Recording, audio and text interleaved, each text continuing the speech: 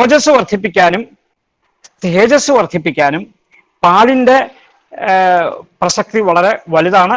പ്രത്യേകിച്ച് ഇപ്പം ബിംബത്തിന്റെ ആയാലും ക്ഷേത്രത്തിന്റെ ആയാലും നമ്മൾ ഏത് വസ്തുവിനെ ശുദ്ധീകരിക്കാൻ ഉപയോഗിക്കുന്നു ആ വസ്തുവിന്റെ ആയാലും ഒക്കെ ഓജസ്സും തേജസ്സും വർദ്ധിക്കുന്നു. പാലടങ്ങിയ പഞ്ചഗവ്യം നമ്മൾ സേവിക്കുമ്പോൾ എന്നർത്ഥം, അല്ലെങ്കിൽ നമ്മൾ അതുകൊണ്ട് ശുദ്ധി ചെയ്യുമ്പോൾ എന്നർത്ഥം. പിന്നെ ദധി എന്ന് പറയുന്നത് തൈര്. അപ്പൊ തൈരിനും ഇതുപോലെ ഗുണങ്ങളുണ്ട്, ഞാൻ വളരെ വിശദീകരിക്കുന്നില്ല. അതിന് ഗുരു സ്വഭാവമാണ് തൈരിനുള്ളത്, ഗുരുഗുണം എന്ന് പറയും. പിന്നെ ഉഷ്ണഗുണമാണുള്ളത്. ഈ കോമ്പിനേഷനിലൊക്കെ നമുക്ക് ഈ ഉഷ്ണം ശീതം എന്ന് പറയുന്ന ഈ പ്രത്യേകതകളും കൂടെ കാണാൻ പറ്റും. ഉഷ്ണം ശീതം, സൂര്യൻ ചന്ദ്രൻ, ഈ രണ്ട് നേച്ചറിലുള്ള പ്രോപ്പർട്ടീസിനെ ദ്രവ്യങ്ങളിലോട്ട് അധ്യസിപ്പിച്ച് അതിൽ നിന്ന് മനസ്സിലാക്കിയാണ് നമ്മൾ ചെയ്യുന്നത്. പിന്നെ തൈരിന്റെ ഗുണം ഞാൻ മുമ്പ് സൂചിപ്പിച്ചു, ഗുരുവാണ്, ഉഷ്ണമാണ്. തൈര് തന്നെ പലതരത്തിലുണ്ട്. മന്ദം, മധുരം, അമ്ളം, അത്യമ്ളം എന്ന് പറയുന്ന 4 തരത്തിലുണ്ട്. അധികം പുളിച്ചത്, അത്ര തന്നെ പുളിക്കാത്തത്, മധുരമായിട്ടുള്ളത്, ഇൻ ബിറ്റ്വീൻ ഉള്ളത്. നമുക്ക് മോരിനെ പറ്റി തക്രത്തിനെ കുറിച്ച് പറയുമ്പോൾ തൈരിൽ നിന്നുണ്ടാവുന്നതാണല്ലോ തക്രം. തക്രത്തിന്റെ സ്വാദ് എന്താണ്? എല്ലാരും പറയാ പുളി എന്നാണ്. എന്നാൽ അങ്ങനെയല്ല. തക്രത്തിന് വേണ്ടത് പിന്നെ പുളിയല്ല, പ്രത്യേകിച്ച് വേണ്ടത് ചവർപ്പാണ്. കഷായ രസമാണ് തക്രത്തിന് വേണ്ടത്. പുളിച്ചാൽ അത് ഓവർ ഫെർമെന്റഡ് ആവും, അത് ബാക്ടീരിയ ഇൻഫെക്ഷൻ വരും. ആ ബാക്ടീരിയ ഇൻഫെക്ഷൻ വന്നിട്ട് അത് കേടുവന്നതിന് തുല്യമാവും അധികം പൊളിച്ചാൽ. മധുരമായാൽ വേണ്ടത്ര ഫെർമെന്റ് ചെയ്തിട്ടുണ്ടാവില്ല. അപ്പൊ ഫെർമെന്റേഷൻ തിയറിയാണ് ശരിക്കും പറഞ്ഞാൽ ഈ തൈരുണ്ടാക്കുന്ന ഇതിന് നമുക്ക് മനസ്സിലാക്കേണ്ട ഒരു വസ്തുത. അധികം ചൂടുണ്ടായാൽ ഫെർമെന്റ് ചെയ്യില്ല, അധികം തണുത്താൽ ഫെർമെന്റ് ചെയ്യില്ല. അപ്പം ഫെർമെന്റ് ചെയ്യണമെങ്കിൽ ഒരു സർട്ടൺ ടെമ്പറേച്ചറിൽ മാത്രമേ ഫെർമെന്റ് ചെയ്യുള്ളൂ. അങ്ങനെ വേണ്ടത്ര ടെമ്പറേച്ചറിൽ, വേണ്ടത്ര ക്വാണ്ടിറ്റിയിൽ, വേണ്ടത്ര സമയം വെച്ചിരിക്കുമ്പോൾ മാത്രമാണ് അത് നല്ല തൈരായി മാറുക. അങ്ങനെ ആ തൈരിന്റെ സ്വാദ് എന്ന് പറയുന്നത് അമിതമായിട്ടുള്ള മധുരമാവാൻ പാടില്ല, അമിതമായിട്ടുള്ള പുളിയാവാൻ പാടില്ല. ഒരു ഇൻ ബിറ്റ്വീൻ ആയിരിക്കണം. ഇൻ ബിറ്റ്വീൻ ആയിരിക്കുന്ന തൈരമാണ് നമ്മൾ ഈ പഞ്ചഗവ്യത്തിന് എടുക്കേണ്ടത്. തൈരിന്റെ പ്രോപ്പർട്ടീസ് എന്നാൽ മാത്രമേ നമുക്ക് കിട്ടുകയും ചെയ്യുള്ളൂ. പിന്നെ തൈര് വെള്ളത്തെക്കുറിച്ചൊക്കെ പറയുന്നു. തൈരിനെ കുറിച്ചിട്ട് ഒരുപാട് റെഫറൻസുകളൊക്കെ നമുക്ക് ആയുർവേദത്തിൽ കാണാൻ പറ്റും. അമ്ലപാകരസം ഗ്രാഹി, ഗുരുഷ്ണം ദധി വാതജിൽ, മേധശുക്ല ബലശ്ലേഷ്മ പിത്ത രക്ത അഗ്നിശോഭകൃത്, രോജിഷ്ണു സസ്തമരുജൗ ശീതകേ വിഷമജ്വരേ പീനസേ മൂത്രകൃച്ഛേച്ച രൂക്ഷം തു ഗ്രഹണീഗതേ നൈവേദ്യം നിശി നൈവോഷ്ണം വസന്തോഷ്ണ സരസ്സുച നാമുദ്ഗസൂപം നാക്ഷൗദ്രം നാഘൃതം നാസിതോപലം നാചാനാമലകം നാവിനിത്യം നോ മന്ദമന്യഥ. നമുക്ക് കേട്ടിട്ടുണ്ടാവും. രാത്രിയിൽ തൈര് കഴിക്കാൻ പാടില്ല. തൈര് എന്തിനോട് ചേർത്തിട്ടേ കഴിക്കാൻ പാടുള്ളൂ. നിത്യവും തൈര് കഴിക്കാൻ പാടില്ല. അങ്ങനെ തൈര് കഴിക്കുകയാണെങ്കിൽ തന്നെ അത് നെല്ലിക്കയോട് കൂടി കഴിക്കണം. പിന്നെ അസിതോഫലം തൈര് ഒരുപാട് പുളിച്ചു കഴിഞ്ഞാൽ അത് കഴിക്കാൻ പാടില്ല. കഴിക്കുകയാണെങ്കിൽ തന്നെ എന്തെങ്കിലും മധുരവുമായിട്ട് ചേർത്തിട്ട് വേണം കഴിക്കാൻ. പിന്നെ അതിൻ്റെ പ്രോപ്പർട്ടീസ് പറയുകയാണെങ്കിൽ അത് നമ്മുടെ ശരീരത്തിലെ ശുക്ലത്തെ വർദ്ധിപ്പിക്കും, അരുചി ഇല്ലാണ്ടാക്കും എന്നൊക്കെ പറയുന്ന ഒരുപാട് അഗ്നി വർദ്ധിപ്പിക്കും, രക്തം, ബലം, മേധസ്, ശോഭം ഒക്കെ ഉണ്ടാക്കും എന്നൊക്കെ ശാസ്ത്രത്തിൽ പറയുന്നു. ചില ശോഭം ഉണ്ടാക്കാൻ തൈര്, കാരണം അതിന്റെ മന്ദ സ്വഭാവം, അതിന്റെ ഗുരു സ്വഭാവമൊക്കെ നീർക്കെട്ടിനെ ഉണ്ടാക്കും. ഈ നീർക്കെട്ടിനെ ഉണ്ടാക്കുന്നതും ഈ പഞ്ചഗവ്യത്തിന്റെ ഒരു പ്രോപ്പർട്ടിയിൽ വേണം. കാരണം ഈ നീർക്കെട്ടുണ്ടാകുന്നത് വാട്ടർ, അവിടെ നിന്നുള്ള വാട്ടറിനെ എടുത്തിട്ടാണ്. ഏത് വസ്തുവിൽ ചെന്നാലോ അവിടെ ചെന്ന ഉള്ളതിനെ വാട്ടറിനെ സംഹതീകരിപ്പിക്കും, ഒരു വശത്ത് മാറ്റി നിർത്തും. അപ്പൊ പഞ്ചഗവ്യം ഉപയോഗിക്കുമ്പോൾ അവിടെ ചില കെമിക്കൽ കോമ്പിനേഷൻസ് അല്ലെങ്കിൽ കെമിക്കൽ ചേഞ്ചസ് നടക്കുന്നുണ്ട്. നമ്മളിപ്പോൾ പഞ്ചഗവ്യം ഉപയോഗിക്കുമ്പോൾ, ശുദ്ധിക്ക് വേണ്ടി ഉപയോഗിക്കുമ്പോൾ അവിടെ നടക്കുന്ന ഒരു ശുദ്ധി പ്രക്രിയക്ക് വാട്ടറിനെ എടുക്കുന്ന സ്വഭാവം വേണം, വാട്ടറിനെ കളയുന്ന സ്വഭാവം വേണം. ചിലത് ഉണക്കണം, ചിലതിനെ ദ്രവീകരിപ്പിക്കണം. അപ്പൊ ഇങ്ങനെ പല പ്രോപ്പർട്ടീസും പല കെമിക്കൽ കോമ്പിനേഷൻസും അല്ലെങ്കിൽ കെമിക്കൽ ആക്ഷൻസും അതിൽ നടക്കും. ഇതിനെയൊക്കെ ന്യൂട്രലൈസ് ചെയ്യാൻ വേണം. ഇപ്പം ഒരു വസ്തു രൂക്ഷമാക്കിയാൽ മറുവശത്ത് അതിനെ സ്നിഗ്ധമാക്കണം. അപ്പം ഘൃതം അതിന് സഹായിക്കും. ഇപ്പം നെയ്യ്, ഉരുക്ക് നെയ്യാണല്ലോ പഞ്ചഗവ്യത്തിന് ഉപയോഗിക്കുന്നത്. അപ്പൊ അതിന്റെ ഗുണം എന്താ? ശീതമാണ്, സ്നിഗ്ധമാണ്. തൈര് ഉഷ്ണമാണ്, ഗുരുവാണ്. പിന്നെ രൂക്ഷം എന്ന് പറയാൻ പറ്റില്ല, പക്ഷെ ആ ഒരു പ്രോപ്പർട്ടിയിലാണ് കൂടുതൽ നമുക്ക് കാണാൻ പറ്റുക. അപ്പം അങ്ങനെ ചിന്തിക്കുമ്പം ഈ ഒരു കോമ്പിനേഷൻ എന്ന് പറയുന്നത് അൺബിലീവബിൾ കോമ്പിനേഷനാണ്. ഈ ഒരു കോമ്പിനേഷൻ, ഈ പഞ്ചഗവ്യത്തിന്റെ കോമ്പിനേഷൻ എന്ന് പറയുന്നത്, ഇതിങ്ങനെ നമ്മൾ ചിന്തിച്ചു കഴിയുമ്പം അത്ഭുതാവഹമായ ചില കെമിക്കൽ ആക്ഷൻസ് നടക്കാൻ ഇതിനെ സഹായിക്കും. ഞാൻ റേഡിയോ ആക്ടിവിറ്റി പ്രോപ്പർട്ടീസിനെ കുറിച്ചിട്ട് പറയുമ്പം എങ്ങനെയാണ് ഈ ഗുണങ്ങൾ റേഡിയോ ആക്ടിവിറ്റി തടയാൻ എങ്ങനെ സഹായിക്കും എന്നുള്ളത് നമുക്ക് ചിന്തിക്കാം. ഏതായാലും അഗ്നിയുടെ ഈ നെയ്യിന്റെ പിന്നെ അഗ്നി ഗുണം, അഗ്നിയെ കൂട്ടുന്ന ഗുണം, അതിന്റെ ശീതഗുണം, അതിന്റെ ശുക്ലവർദ്ധകമായ ഗുണം, അതിന്റെ ബലമുണ്ടാക്കുന്ന ഗുണം, പിന്നെ അതിന്റെ കണ്ണെന്ന് പറയുന്നത് നമ്മുടെ പിത്തപ്രധാനമായ ഒരു അവയവമാണ്. അഗ്നിയുടെ ഏറ്റവും ശക്തമായ നിലനിൽപ്പ് ഈ കണ്ണിലാണ്. അപ്പം അതിനെ സഹായിക്കുന്നു. ഇപ്പൊ ദൃഷ്ടിക്ക് പിന്നെ ഈ നെയ്യ് ഒരുപാട് സഹായിക്കുന്നു. പിന്നെ അലക്ഷ്മി ഇല്ലാതാക്കും. ആയുർവേദത്തിൽ പറയുന്നു. ആയുർവേദം ഒരു ഫിസിക്കൽ സയൻസ് എന്ന് മാത്രം പറയാൻ പറ്റില്ല.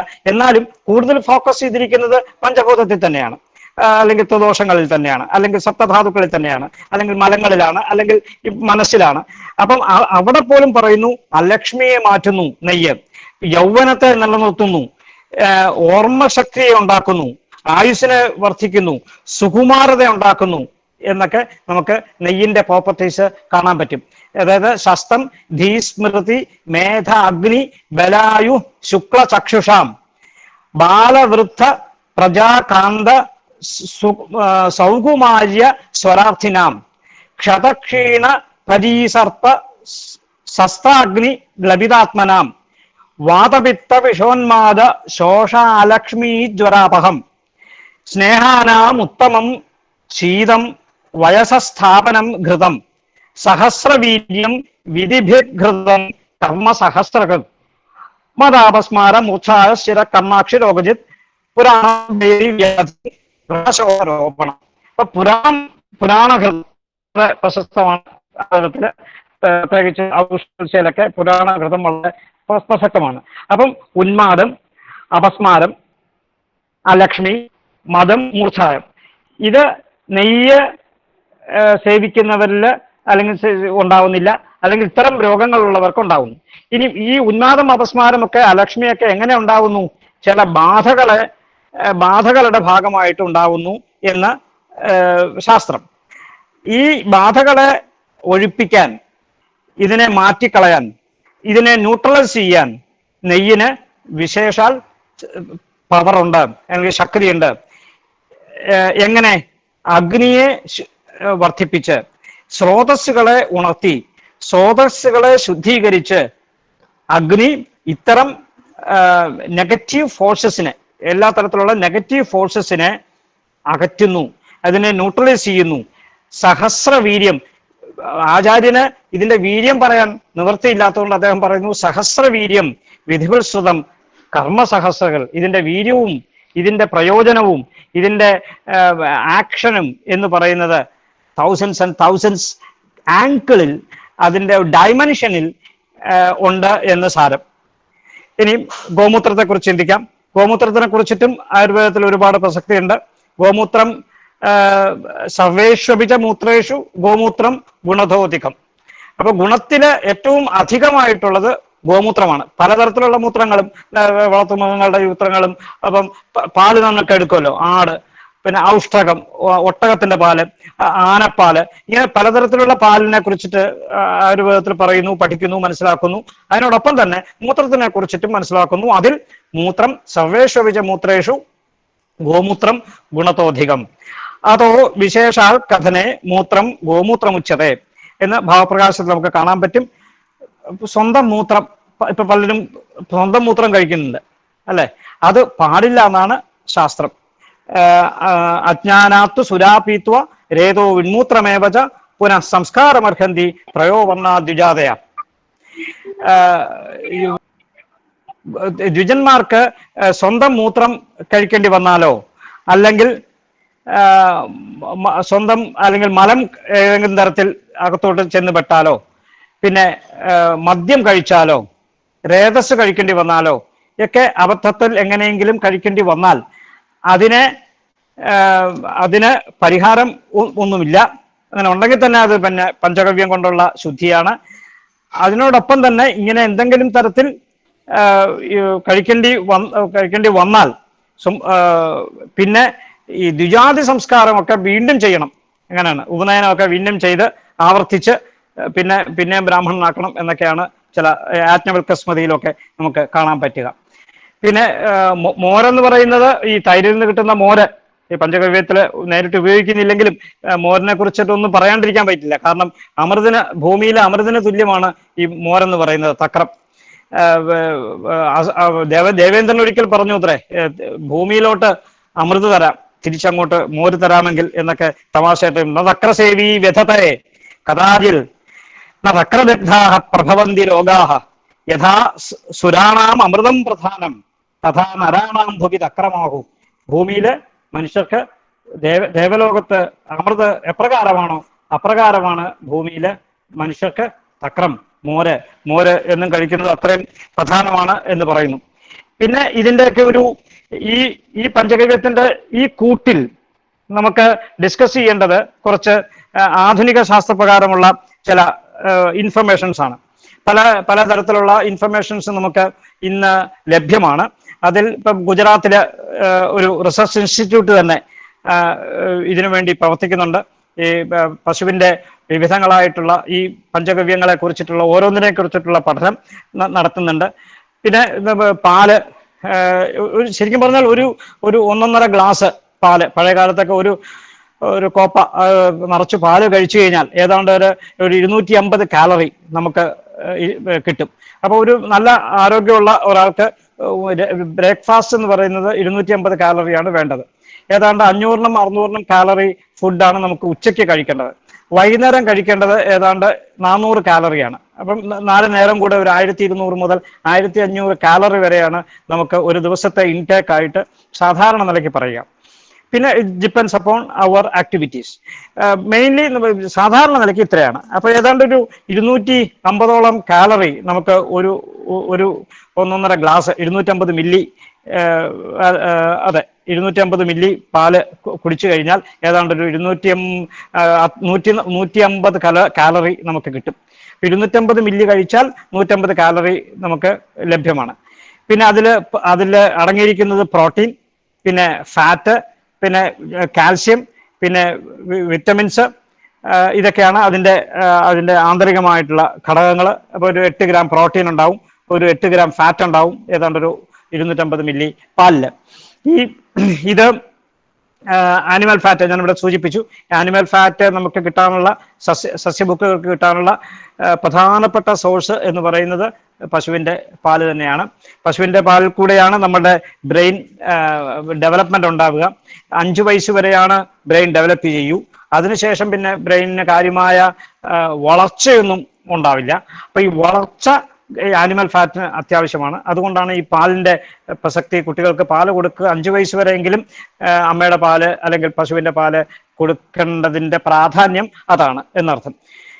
പിന്നെ ശരിക്കും ചാണകത്തിനെ കുറിച്ചിട്ട് വലിയ കാര്യമായിട്ടുള്ള റെഫറൻസുകളൊന്നും നമ്മുടെ ശാസ്ത്രങ്ങളിലൊന്നും അധികം കാണാനില്ല എൻ്റെ ഒരു നോട്ടത്തിൽ, അല്ലെങ്കിൽ ഞാൻ പല സ്ഥലത്തും നോക്കിയതിൽ. ആയുർവേദത്തിൽ എന്തായാലും കാര്യമായിട്ട് ഒന്നും പ്രസക്തി അല്ലെങ്കിൽ കാര്യമായിട്ടൊന്നും കാണുന്നില്ല. ഈ ഞാൻ മുമ്പ് ഇവിടെ സൂചിപ്പിച്ച റിസർച്ചിൽ ഭൗതികമായിട്ടുള്ള അതിൻ്റെ പ്രയോജനങ്ങൾ, വൈദികമായിട്ടുള്ള പ്രയോജനങ്ങൾ, ആധ്യാത്മികമായിട്ടുള്ള പ്രയോജനങ്ങളൊക്കെ നമുക്ക് അവിടെ പഠനവും നടത്തുന്നുണ്ട്. ഇതിൻ്റെ ഒരു ജേംസിനെയൊക്കെ കൊല്ലുന്ന ഒരു പ്രോപ്പർട്ടിയാണ് ഏറ്റവും പ്രധാനമായിട്ട് ചാണകത്തിൽ പറയുന്നത്. ചാണക നീരിലും ചാണകത്തിനുമായിട്ട് പറയുന്നത് ബാക്ടീരിയകളെ ഇത് നശിപ്പിക്കുന്നു. ഈവൻ അത് പ്രത്യേക തരത്തിൽ അതിനെ പ്രോസസ് ചെയ്തിട്ട് മുറിവുണക്കാൻ വരെ ഉപയോഗിക്കുന്നു. എന്ന് ശാസ്ത്രം അല്ലെങ്കിൽ അവരുടെ ഗവേഷണം അങ്ങനെ നടക്കുന്നുണ്ട്. അപ്പൊ ഇതിന് ഒരു ആന്റി ബാക്ടീരിയൽ ആയിട്ടുള്ള ആക്ഷൻ തീർച്ചയായിട്ടും ഉണ്ട്. പിന്നെ കൗഡങ്, ചാണകം ഉണക്കി പൊടിച്ചു കഴിഞ്ഞിട്ട് അതിൻ്റെ പൊടി ദേഹത്ത് ചില പ്രത്യേക അസുഖങ്ങളിൽ തേക്കുക എന്ന് പറയുന്ന, അത് നമ്മുടെ ശരീരത്തിലെ ഡെഡ് സെൽസിനെയൊക്കെ അത് കളഞ്ഞ് ശുദ്ധി ചെയ്യുന്നു. ഈ ഡെഡ് സെൽസ് എന്ന് പറയുന്നത് അൺബിലീവബിൾ ആണ്. നമുക്കറിയാം, ഇത് ഒരു സ്കിൻ സെല്ല്, അതായത് നമ്മുടെ ത്വക്കിൻ്റെ ഒരു കോശം 21 ദിവസത്തിനുള്ളിൽ മാറിക്കൊണ്ടിരിക്കും. അതായത് പാമ്പ് പടം പൊഴിക്കണ പോലെ 21 ദിവസത്തിനുള്ളിൽ നമ്മുടെ ശരീരത്തിലെ ത്വക്കിന്റെ സെല്ല് മാറിക്കൊണ്ടിരിക്കും. സോറിയാസിസ് പോലുള്ള രോഗങ്ങളിൽ അത് 5 ദിവസം കൊണ്ട് മാറിക്കൊണ്ടിരിക്കും. അതുപോലെ തന്നെ വാർദ്ധക്യം വന്നാൽ, അല്ലെ, ചുക്കിച്ചുളിയും, നമ്മുടെ ത്വക്ക് ചുക്കിച്ചുളിയും. എങ്ങനെയാ ചുക്കിച്ചുളിയുന്നത്? ആ സ്കിന്ന് നശിച്ചു പോകുന്നില്ല, അത് നശിച്ചു പോവാതെ അവിടെ നിൽക്കും, അവിടെ എങ്ങനെ പെർസിസ്റ്റ് ചെയ്യും. അതുകൊണ്ടാണ് നമ്മൾ ശരീരത്തെ തൊലി ചുക്കിച്ചുളിയുന്നത്. അതുകൊണ്ട് തന്നെ ആയിരിക്കാം നമ്മൾ ഈ ഭസ്മം തൊടുമ്പോൾ ഈ ചാണകം ഉണക്കി, അല്ലെങ്കിൽ അത് ഉണക്കി അത് പിന്നെ അല്ലെങ്കിൽ ചുട്ടിട്ടാണല്ലോ ഭസ്മം ഉണ്ടാക്കേണ്ടത്. അപ്പം ആ പ്രോപ്പർട്ടി എന്ന് പറയുന്നത് ഈ സ്കിന്നിന്റെ ഹെൽത്തിന് വളരെ ആവശ്യമാണ്. ഹെൽത്തിന് ആവശ്യമാണ്. പഴയ സ്കിന്ന് റബ്ബ് ചെയ്ത് കളയാൻ ചാണകപ്പൊടി ഉപയോഗിച്ച് റിസർച്ച് നടക്കുന്നുണ്ട്. ഈ നേരിട്ട് ചാണകപ്പൊടി ഉപയോഗിച്ചിട്ട് തന്നെ അതിന്റെ ആഷസ് എടുത്തിട്ട്, അല്ലെങ്കിൽ അതിനെ ആ രീതിയിലാണ് നമ്മൾ ഭസ്മം തൊടുക. അപ്പൊ എല്ലാ ദിവസവും ഭസ്മം തൊടുന്ന ഒരാളുടെ ശരീരത്തില് വേസ്റ്റ് ആയിട്ടുള്ള ഒരു സ്കിന്നും നിലനിൽക്കുന്നില്ല. പിന്നെ മുറിവുകളൊന്നും, ആയിരക്കണക്കിന് മുറിവുകൾ നമ്മുടെ ശരീരത്തിൽ ഉണ്ടാകുന്നുണ്ട്. അത് ലീഷൻസ്. നമ്മളിപ്പം ഒന്നിങ്ങനെ അടിച്ചു, ആ അടിച്ച മാത്രയില് ഒരു 300 സ്കിന്ന് നശിച്ചു പോയിട്ടുണ്ടാവും. അപ്പം ആ 300 സ്കിന്നിനെ കൂട്ടിച്ചേർക്കാൻ പിന്നെ ഒരു ആന്റിബയോട്ടിക് എഫക്റ്റ് വേണം, ഒരു മെഡിസിൻ വേണം. അതിന് ഭസ്മം വളരെ നല്ലതാണ്. ആധുനിക ശാസ്ത്രം പറയുന്നു ഒരു പ്രത്യേക തരത്തിലുള്ള ഒരു പെൻസിലിൻ, പിന്നെ ആ ഒരു ആന്റിബയോട്ടിക്കിന്റെ ആക്ഷൻ ഈ ചാണകത്തിൽ ഉള്ളതായിട്ട് ശാസ്ത്രജ്ഞന്മാര് കണ്ടെത്തുന്നു. പിന്നെ ഒരു ഡിസ്ഇൻഫെക്റ്റന്റ്, ഒരു ഇൻഫെക്ഷൻ വന്നാൽ, നീർക്കെട്ട് വന്നാൽ, ഇൻഫെക്ഷൻ എന്ന് പറയുന്നത് ബേസിക്കലി നീർക്കെട്ടാണ്, അറിയാലോ. ഇന്റർസെല്ലുലാർ ഫ്ലൂയിഡ് അക്യുമുലേഷൻ ആണ് നീർക്കെട്ട്, ഇൻഫ്ലമേഷൻ എന്ന് പറയുന്നത്. അപ്പം ആ ഇൻഫെക്ഷനെ ഉണ്ടാകാതിരിക്കാൻ സഹായിക്കുന്ന പ്രോപ്പർട്ടീസ് ചാണകത്തില് ഉണ്ട്. പിന്നെ ചാണകത്തിന്റെ മറ്റൊരു പ്രധാനപ്പെട്ട ആക്ഷൻ എന്ന് പറയുന്നത് ഇതിന്റെ ഒരു എന്താ പറയേണ്ടത്, റേഡിയോ ആക്ടിവിറ്റിയെ തടയുക എന്നുള്ളതാണ്. നമ്മളിവിടെ സൂചിപ്പിച്ചു, അലക്ഷ്മിയെ നശിപ്പിക്കാൻ, അല്ലെങ്കിൽ പിന്നെ ഗ്രഹബാധകളെ നശിപ്പിക്കാൻ, ഗ്രഹബാധകളെയൊക്കെ നശിപ്പിക്കാൻ ഒക്കെ ചാണകം സഹായിക്കുന്നു എന്ന് നമുക്കറിയാം. ഇത് യോഗശാസ്ത്രവുമായിട്ട് നമുക്ക് ബന്ധപ്പെടുത്തേണ്ടതുണ്ട്. അതായത് അന്നമയ കോശം, പ്രാണമയ കോശം, മനോമയ കോശം, വിജ്ഞാനമയ കോശം, ആനന്ദമയ കോശം എന്ന് പറയുന്ന പഞ്ചകോശ സിദ്ധാന്തം പ്രകാരം ഈ പഞ്ചകോശങ്ങളിലും ഉണ്ടാവുന്ന പിന്നെ എന്താ പറയേണ്ടത്, സുഷിരങ്ങള്, അവിടെ ഉണ്ടാവുന്ന ലീഷൻസ്, അവിടെ ഉണ്ടാവുന്ന ചില വീക്ക്നെസ്സുകള്, ഇതിനെ എപ്പോഴും നമ്മൾ കറക്റ്റ് ചെയ്ത് പോയിക്കൊണ്ടിരിക്കേണ്ട ആവശ്യമുണ്ട്. ഇതിനെ കറക്റ്റ് ചെയ്യാൻ വിഘ്നമായിട്ടുള്ളത് പലതരത്തിലുള്ള നെഗറ്റീവ് വൈബ്രേഷൻസും പലതരത്തിലുള്ള റേസുകളും ഈ ഭൂമിയിലുള്ള പലതരത്തിലുള്ള പിന്നെ ബാധകളുമാണ്. അപ്പം സർവബാധാപ്രശമനം ആയിട്ടുള്ള ഒരുപാട് വസ്തുക്കൾ നമ്മൾ, തുളസി സർവബാധാപ്രശമനമായിട്ട് പറയുന്നുണ്ട്. അപ്പൊ തുളസിക്ക് അങ്ങനെ ഈ ബാധകളെയൊക്കെ പ്രിവെന്റ് ചെയ്ത് വീടുകളിലൊക്കെ ചുറ്റും തുളസി വെച്ച് കഴിഞ്ഞാൽ തടുക്കും. ഇതുപോലെ ചാണകത്തിനും ഇതുപോലെ ബാധകളെ ന്യൂട്രലൈസ് ചെയ്യാനും, അതുപോലെ തന്നെ റേഡിയോ ആക്ടിവിറ്റി മുതലായിട്ടുള്ള ആധുനിക ശാസ്ത്രപ്രകാരം പറയുകയാണെങ്കിൽ ഈ റേഡിയോ ആക്ടിവിറ്റീസിനെ ന്യൂട്രലൈസ് ചെയ്യാനും അതിനെ തടുക്കാനും സഹായിക്കും. ഇപ്പൊ ഈ പ്രത്യേകതരം റേഡിയോ ആക്ടിവിറ്റീസ് ഉള്ള സ്ഥലങ്ങളിൽ ചാണകം കൊണ്ട് ഇൻസുലേറ്റ് ചെയ്യുക എന്ന് പറയുന്ന ശാസ്ത്ര പഠനം നടന്നുകൊണ്ടിരിക്കുന്നുണ്ട്. അമേരിക്കയിലായാലും നാസയിലാണെങ്കിലും USSRലാണെങ്കിലും ഒക്കെ പ്രത്യേകതരം ഹട്ട്സുകൾ ഉണ്ടാക്കി ആ ഹട്ട്സിൽ ചാണകം കംപ്ലീറ്റ് ആയിട്ട് കവർ ചെയ്തിട്ട് ഇൻസുലേറ്റ് ചെയ്തിട്ട് ഇതിനെ പറ്റിയിട്ടുള്ള പഠനം നടക്കുന്നുണ്ട്. അപ്പൊ ഏതായാലും ചാണകത്തിന് അങ്ങനെ ഒരു ഒരു അത്ഭുതാവഹമായ പ്രോപ്പർട്ടി എസ്റ്റാബ്ലിഷ് ചെയ്തിട്ടുണ്ട്. ഇനി ഈ ഈ ഇതേ ചാണകത്തിന്റെ പ്രോപ്പർട്ടീസ് നമ്മൾ എല്ലാ തരത്തിലും നമ്മൾ ഉപയോഗിക്കുന്നു. നമ്മളുടെ ശാസ്ത്രത്തിലും നമ്മുടെ സംസ്കാരത്തിലും നമ്മുടെ അറിവിൽ ഏറ്റവും പ്രധാനപ്പെട്ടത് എന്ന് പറയുന്നത് ചാണകത്തിന്റെ പ്രയോഗമാണെന്ന് പറയേണ്ടി വരും. ഇപ്പൊ നമ്മൾ ശുദ്ധ പിന്നെ എന്താ പറയുക തീർത്ഥം ഉണ്ടാക്കുമ്പോൾ അതിൻ്റെ അവിടെയൊക്കെ ചാണകം തളിച്ച് ശുദ്ധി ചെയ്യുന്നു. അതുപോലെ ആഹാരം കഴിക്കുമ്പോഴും അതെ, നേദ്യത്തിലും അതെ, നമ്മൾ കഴിക്കുന്ന ആഹാരം കഴിക്കുന്ന സ്ഥലത്തും അതെ ചാണകം ശുദ്ധി ചെയ്തിട്ട് അവിടെയാണ് ഇലയൊക്കെ വെച്ചിട്ട് ചെയ്യുന്നത്. അപ്പം എപ്പോഴും ചാണകത്തിന്റെ സാന്നിധ്യം നമ്മൾ ഉറപ്പുവരുത്തുന്നു ഇതുപോലെയുള്ള പിന്നെ പ്രക്രിയകളിൽ. നാസയിലുള്ള ചില ബഹിരാകാശ ഗവേഷകര് ബഹിരാകാശത്തോട്ട് പോകുന്ന റോക്കറ്റുകളിൽ പോലും പിന്നെ ആ ക്യാപ്സ്യൂൾ എന്നാണല്ലോ പറയുന്നത്, മാൻഡ് സ്പേസ് ക്യാപ്സ്യൂൾസിൽ ഇൻസുലേറ്റ് ചെയ്തിട്ട് ഒരു പരീക്ഷണം നടത്തിയത്രേ. പിന്നെ coiled with layer of cow dung വെച്ചിട്ടാണ് അവര് റേഡിയോ ആക്ടിവിറ്റീസ് പ്രൊട്ടക്ട് ചെയ്യാൻ വേണ്ടിയിട്ടുള്ള ഒരു ശ്രമം നടന്നത്, അല്ലെങ്കിൽ അതിനെപ്പറ്റി പഠിച്ചത്. അപ്പം ഇത്തരം കാര്യങ്ങളൊക്കെ ഒന്ന്. പിന്നെ മറ്റൊന്ന് തെർമൽ ഇൻസുലേറ്റർ, ചില പ്രത്യേകതരം റേഡിയേഷൻസ്, ചില പ്രത്യേകതരം ചൂടുകള്, ചില പ്രത്യേകതരം റേസുകള്, ഇതിനെയൊക്കെ തടുക്കാനും ഈ കൗഡങ്ങിന്റെ അസാധാരണമായ കഴിവ് നമ്മളുടെ ഈ പഞ്ചഗവ്യത്തിന്റെ പ്രയോഗത്തിലും നമുക്ക് വിന്യസിപ്പിച്ച് മനസ്സിലാക്കേണ്ടതുണ്ട് എന്ന് തോന്നുന്നു. പിന്നെ അതിന്റെ ജ്യൂസ്, ഇപ്പം ചാണകത്തിന്റെ ജ്യൂസും അല്ലെങ്കിൽ അതൊക്കെയാണല്ലോ, അപ്പൊ അതും അതിന്റെ മെഡിസിൻ എഫക്റ്റും പഴയ കാലത്ത് ചില നാടൻ വൈദ്യന്മാരിലൊക്കെ സ്ത്രീകൾ പ്രസവിക്കാൻ സമയത്ത് ചാണകത്തിന്റെ നീര് പാനം ചെയ്യാൻ കൊടുക്കും അത്രേ. അപ്പം അങ്ങനെ അതിനെപ്പറ്റിയും റിസർച്ച് നടക്കുന്നുണ്ട്. സുഖപ്രസവം വരാൻ വേണ്ടി ചാണകത്തിന്റെ നീര് ഉപയോഗിക്കുന്ന ചില രീതികളും നമുക്ക് കാണാൻ പറ്റും. പിന്നെ ഈ ക്യാൻസർ പ്രിവെൻഷൻ, ക്യാൻസർ വന്നിട്ട് റേഡിയേഷൻ നടത്തിയവർക്ക് ഉണ്ടാകുന്ന ചില പ്രശ്നങ്ങൾ, ആ റേഡിയേഷൻ കൊണ്ടുള്ള സൈഡ് എഫക്ട്സ്, പിന്നെ ക്യാൻസർ വരാതിരിക്കാനുള്ള ചില പിന്നെ കാര്യങ്ങളിൽ ഒക്കെ തന്നെ ഈ ഇതിന്റെ ചാണകത്തിന്റെ കാണാൻ പറ്റും.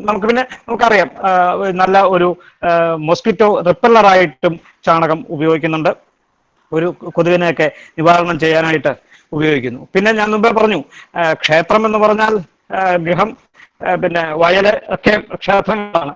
അപ്പം സ്വാഭാവികമായിട്ടും ഇത് നല്ല ഫെർട്ടിലൈസറാണ്, നല്ല എന്താ ആന്റി ഫംഗലാണ്, ആന്റി ബാക്ടീരിയൽ ആണ്. അത് നെഗറ്റീവായിട്ടുള്ള ഒരുപാട് കീടങ്ങളെ ഒക്കെ ഇത് നിഷ്പ്രഭമാക്കും, ഇല്ലാണ്ടാക്കും, നിർവീര്യമാക്കും എന്നും നടക്കുന്നു. പിന്നെ നമുക്കറിയാം പിതൃകർമ്മങ്ങളിലും ഈ പഞ്ചഗവ്യത്തിന്റെയും ചാണകത്തിന്റെ ഒക്കെ പ്രസക്തി ഞാൻ ദീർഘിപ്പിക്കുന്നില്ല, അത് നമുക്ക് എല്ലാവർക്കും അറിയാവുന്നതാണ്. അതിനും ഇതുപോലെയുള്ള പ്രത്യേകതകൾ തീർച്ചയായിട്ടും ഉണ്ടാവും. ആദിഭൗതികവും ആദിദൈവികവും ആധ്യാത്മികവും ആയിട്ടുള്ള എല്ലാ പ്രവൃത്തികളിലും ഇത്തരം വിഷയങ്ങളിൽ, പ്രത്യേകിച്ച് ഇത്തരം നെഗറ്റീവ് ഫോഴ്സസിനെ പ്രിവെന്റ് ചെയ്യാനും അതിനെ ന്യൂട്രലൈസ് ചെയ്യാനും അത് ഇല്ലാണ്ടാക്കാനും കൂടുതൽ ഊർജ്ജസ്വലമാക്കാനും ഒക്കെ തന്നെ പഞ്ചഗവ്യത്തിന്റെ പ്രാധാന്യം ഇങ്ങനെയാണ് വന്നു ചേരുന്നത് എന്നർത്ഥം.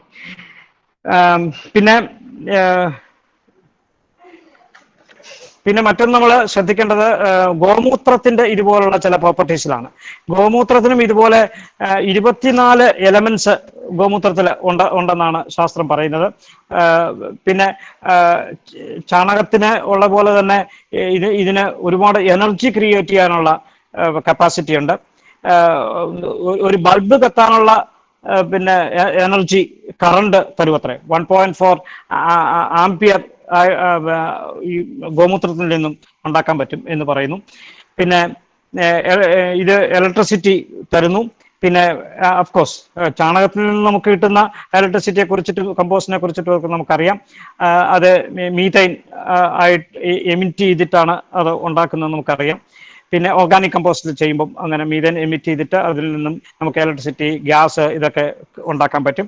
അപ്പം വളരെ ഒരു എനർജിയുടെ ഒരു ഒരു ഒരു ഒരു കംപ്ലീറ്റ് സോഴ്സാണ് എന്ന് നമുക്ക് പറയേണ്ടി വരും. പിന്നെ ഗോമൂത്രത്തിന്റെ പറയുകയാണെങ്കിൽ അത് പെസ്റ്റിസൈഡ്സിനെ പിന്നെ ഉപയോഗിക്കും. പിന്നെ ഇൻസെക്ടിസൈഡ്സിനെ കൊല്ലും. ഗോമൂത്രം തളിച്ചാൽ ഇൻസെക്ടിസൈഡ്സ് ഇല്ലാണ്ടാവും. അതൊക്കെ ഇതിന്റെ ഒരു ഇലക്ട്രിക് പവർ കപ്പാസിറ്റി ആയിട്ടാണ് അവർ കണക്കാക്കുന്നത്. അതിനൊക്കെ എസ്റ്റിമേറ്റ് ചെയ്തിട്ടുണ്ട് എത്രത്തോളമാണ് ഉണ്ടാവുക. പിന്നെ ഗോമൂത്രത്തിൽ 95% അറിയാമല്ലോ, അതിൽ വെള്ളമാണ്, ശരിക്കും പറഞ്ഞാൽ ജലമാണ്. 95% ജലമാണ്. പിന്നെ ഒരു 2.5% യൂറിയ ഉണ്ടാവും. പിന്നെ ചില പ്രത്യേകതരം ഹോർമോൺസ് ആണ് ഈ മൂത്രത്തിനെ നമുക്ക് മൈക്രോസ്കോപ്പിലൊക്കെ വെച്ച് അല്ലെങ്കിൽ കൂടുതൽ പഠിച്ചാൽ നമുക്ക് കാണാൻ പറ്റുക. അതിൽ കുറേ എൻസൈംസ് ഉണ്ടാവും. കുറേ എൻസൈംസ് ഉണ്ട്, കുറച്ച് ഹോർമോൺസ് ഉണ്ട്, പിന്നെ കുറച്ച് എന്താ പറയേണ്ടത് ഉപ്പ്, സോൾട്ട് ഉണ്ട്, സോഡിയം ക്ലോറൈഡ്, എൻസൈംസ്, പിന്നെ കുറച്ച് ഹോർമോൺസ്. ഇത് ചേർന്നിട്ടാണ് ഈ മൂത്രത്തിന്റെ കോമ്പിനേഷൻ, ഗോമൂത്രത്തിന്റെ കോമ്പിനേഷൻ നമുക്ക് പഠിക്കുമ്പോൾ മനസ്സിലാക്കുക. അപ്പം ഇതിന്റെ ഈ കോമ്പിനേഷനിൽ നിന്ന് ഉണ്ടാകുന്ന എനർജി, ഇതിൽ നിന്നുണ്ടാകുന്ന ചില എന്താ പറയേണ്ടത് ഗ്രോത്ത് ഹോർമോൺസ് ക്രിയേറ്റ് ചെയ്യാൻ ഇതിന് സാധിക്കും. അതുകൊണ്ടാണ് ഈ പ്ലാന്റ്സ് വളരാൻ വേണ്ടി ഗോമൂത്രം സഹായിക്കുന്നത്. അതുകൊണ്ടാണ് ഗ്രോത്ത് ഹോർമോൺസ് ഉണ്ടാക്കും. ഗ്രോത്ത് എൻഹാൻസർ ആണ് ബേസിക്കലി പിന്നെ യൂറിൻ, കൗസ് യൂറിൻ. പിന്നെ ആന്റി ഫംഗലാണ്, ഞാനിവിടെ സൂചിപ്പിച്ചു, ആന്റി ഫംഗലാണ്. ഇതിന് ചില പ്രത്യേക കോമ്പിനേഷനിൽ ഇതിന് ഒരു 5% കോമ്പിനേഷനിൽ ചില പ്രത്യേകതരം ഫംഗൽ പാത്തോജൻസ് എന്ന് പറയും. ഈ ഫംഗൽ പാത്തോജൻസ്, പലതരത്തിലുള്ള ഫംഗൽ പാത്തോജൻസ് ആണ് നമ്മുടെ ശരീരത്തിൽ പല രോഗങ്ങൾ ഉണ്ടാക്കുന്നത്. ഈ ഫംഗൽ പാത്തോജൻസ് തന്നെയാണ് ഭൂമിയെ അശുദ്ധമാക്കുന്നത് ബേസിക്കലി. അതായത് എന്ത് വസ്തുവും പുറത്തിട്ട് കഴിഞ്ഞാൽ അത് ഫംഗസ് അറ്റാക്ക് ഉണ്ടാവും. ആദ്യം ഫംഗസ് അറ്റാക്ക് ഉണ്ടാവും. ഈ ഫംഗസ് അറ്റാക്ക് പല രോഗങ്ങളും ഉണ്ടാക്കുന്നുണ്ട്, പല ബാക്ടീരിയയെ വിളിച്ചു വരുത്തുന്നുണ്ട്. അപ്പൊ ഈ ഫംഗസ് അറ്റാക്കിനെ ന്യൂട്രലൈസ് ചെയ്യാൻ ഗോമൂത്രത്തിന് പറ്റും. അപ്പൊ പ്രധാനമായിട്ട് ഈ പഞ്ചഗവ്യത്തില് ഈ ഗോമൂത്രത്തിന്റെ പ്രസക്തി കൂടുതൽ ഫംഗൈനെ ന്യൂട്രലൈസ് ചെയ്യാനാണ്. അപ്പം ഈ നമ്മളിപ്പോ മുമ്പ് സൂചിപ്പിച്ച ചാണകത്തിന്റെ അല്ലെങ്കിൽ പിന്നെ മൂത്രത്തിന്റെ പകുതി ചാണകം എന്നൊക്കെ പറയുമ്പം ആ ഒരു കോമ്പിനേഷൻ വേരി ചെയ്തിട്ടും വേണമെങ്കിൽ റിസർച്ച് നടത്താവുന്നതേ ഉള്ളൂ. ഇപ്പൊ ഇത് തന്നെയാണോ 100% നമ്മളൊക്കെ ഉദ്ദേശിക്കുന്ന സ്ഥലത്ത് ഇപ്പോഴത്തെ അവസ്ഥയ്ക്ക് പഞ്ചഗവ്യത്തിന്റെ കോമ്പിനേഷൻ എന്ന് പറഞ്ഞാൽ ഒരു ഗവേഷണ ബുദ്ധിയാ ചിന്തിക്കുമ്പോൾ നമുക്കൊന്ന് മാറി ചിന്തിക്കേണ്ടി വരും. Sorry to say that. ഇത് തന്നെ പറഞ്ഞിരിക്കുന്നത് തന്നെയാണോ കോമ്പിനേഷൻ വേണ്ടത്? ഇപ്പൊ ഉദാഹരണം, ജാങ്കല ദേശത്ത് ഉള്ള ഉപയോഗിക്കേണ്ട പഞ്ചഗവ്യം, ആനൂപദേശത്ത് ഉപയോഗിക്കേണ്ടത്. ഇപ്പൊ ജാങ്കലം വാതഭൂയിഷ്ടം, ആനൂപന്തു കഭോൽബണം. അപ്പം ജാങ്കലദേശത്ത് കൂടുതൽ ചതുപ്പ് പ്രദേശമാണ്. അപ്പൊ അവിടെ ഈ ഫംഗസിന്റെ ഒക്കെ അറ്റാക്ക് കൂടുതലായിട്ടുണ്ടാവാം. അപ്പം ആ മൂത്രത്തിന്റെ കോമ്പിനേഷൻ അത് തന്നെയാണോ? അപ്പം ഈ ഫ്യൂസേറിയം ഓക്സിസ്ഫോറം എന്ന് പറയുന്ന ഒരു പ്രത്യേകതരം ഫംഗസ് ആണ്. ഈ പിന്നെ പ്രത്യേകതരം ഫംഗസ് നമുക്ക് പല സ്ഥലത്തും കാണാൻ പറ്റും. അപ്പൊ അങ്ങനത്തെ ഈ ഫ്യൂസേറിയം ഓക്സിസ്ഫോറം എന്ന് പറയുന്ന ഫംഗസ് ഉള്ള സ്ഥലത്ത് നമ്മൾ സ്ഥലം ശുദ്ധീകരിക്കാൻ ഉപയോഗിക്കേണ്ട പഞ്ചഗവ്യം, അതിലെ മൂത്രത്തിന്റെ കോമ്പിനേഷൻ മസ്റ്റ് ബി ഡിഫറെന്റ് എന്ന് പറയുന്ന ഒരു ഇൻട്രസ്റ്റിംഗ് ആയിട്ടുള്ള ഒരു റിസർച്ച് ഇതിൽ ആവശ്യമാണെന്ന് തോന്നുന്നു. 5%. പക്ഷെ ഏതായാലും മോഡേൺ സയൻസോ അല്ലെങ്കിൽ റിസർച്ചേഴ്സോ ഇതിനു വേണ്ടി ഒരുപാട് ശ്രമം നടക്കുന്നുണ്ട്. ഈ 5%, 10%, 15% യൂറിൻ കോമ്പിനേഷൻസ്. ഇപ്പൊ 5% കോൺസെൻട്രേറ്റഡ് ഫ്യൂസേറിയത്തിനെ കൊല്ലുകയാണെങ്കിൽ 10% കൊല്ലുന്നത് റൈസോട്ടോണിയ എന്ന് പറയുന്ന പ്രത്യേകതരം ഫംഗസിനെയാണ്.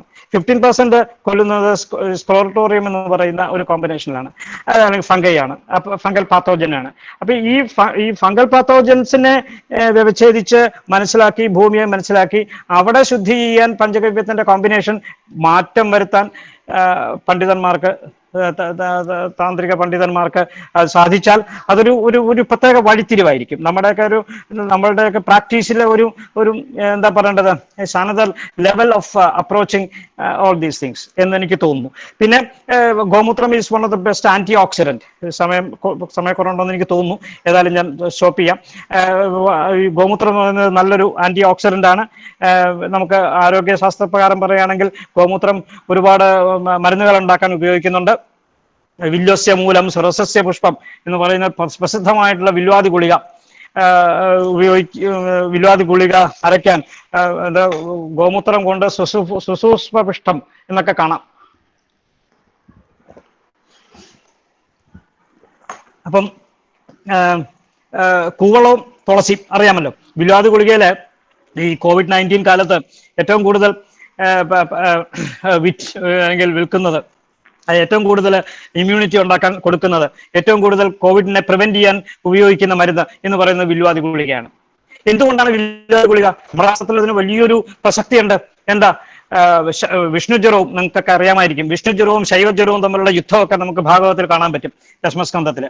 അപ്പം വിഷ്ണുവിന്റെ ഏറ്റവും പ്രധാനപ്പെട്ട ഔഷധമാണ്, അല്ലെങ്കിൽ പ്രതിനിധാനം ചെയ്യുന്ന ഒരു സസ്യമാണ് തുളസി. അത് സുരസസ്യ പുഷ്പം. മറ്റൊന്ന് വില്വസ്യ മൂലം. വില്വം എന്ന് പറയുന്നത് ശൈവജ്വരത്തിൽ അല്ലെങ്കിൽ ശൈവ പ്രധാന്യമുള്ള ഒരു പ്രധാനപ്പെട്ട മരുന്നാണ് വില്വം.